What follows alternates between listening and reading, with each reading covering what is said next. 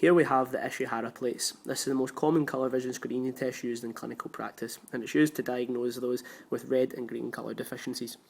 So if we have a look inside, we'll see the first plate here. That's an introductory plate, and it's seen by all. It's used to demonstrate the task and detect malingerers. The next plates, 2 to 9, these are the transformation plates, and they're used for screening. The correct number will be seen by colour normals, but either a different or no number will be seen by those who have a red-green colour deficiency. The next sort of plates, if we turn them around here, 10 to 17, these are the vanishing plates. And the function of these is also screening. So a number will be seen by someone who is colour normal.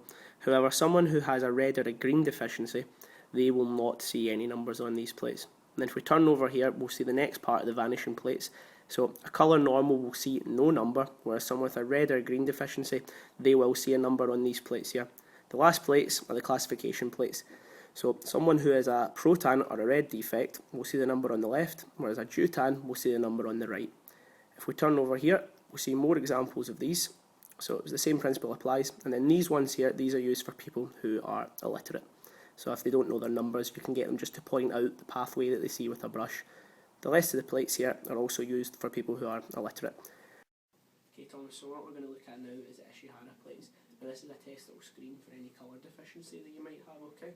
So I'll explain how this works. You're going to see a series of plates with numbers on it, like this one here. I'm going to give you 4 seconds just to name that number that you see. And some of the plates you might see no numbers, okay, so don't worry about that, okay? So we'll start with this one here. What can you see there for me? That's a 12. 8. 6. Good. 29. 57. 5. 3. That's 15. 74. 2. 6. 97. 45. 5. 7. 16. 73.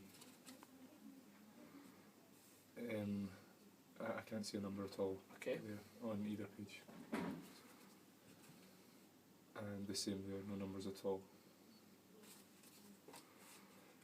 26 on the left, 42 on the right. 35, 96. Good, excellent. So here we have the recording sheet for the Ishihara plates.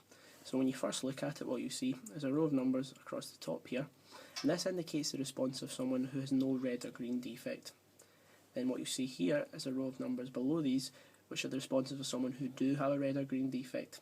So if you look at Thomas's responses here, you'll see that his responses are clearly in line with someone who has no red or green defect. They match the numbers at the top. It's all across the board in the transformation plates. If you look at the vanishing, it's the same here. His responses are someone who has no red or green defect. If we look at the hidden digit plates, you see that he saw no numbers. This is indicating he has no red or green defect as well. And then if we look at the classification plates, his responses are also consistent with someone who has no red or green defect. So what you'll do is you'll tally this all up, and you'll see that he's got an error score of 0, indicating that he's not got a red or a green defect. However, this test doesn't rule out he could be a tritan, but we can do other tests on this later to find out whether or not he is.